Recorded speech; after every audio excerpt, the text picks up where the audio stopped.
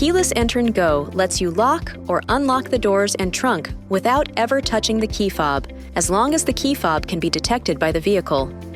To lock or unlock the vehicle, you'll need to have the key fob within 5 feet or 1.5 meters of the handle in use. Grab a handle and it will unlock. To lock all the doors, push the lock button on one of the handles.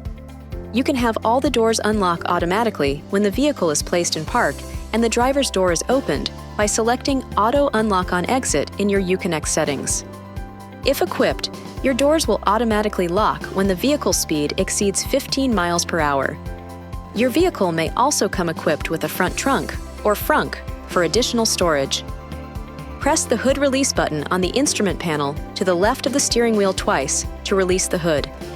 If the battery has been depleted, you can still open the hood by unlocking the emergency release door by turning the lock mechanism a quarter turn using a small tool, like a coin. Pull the emergency release strap 2 times to release the hood. The hood can also be opened from the inside by pressing the emergency release button.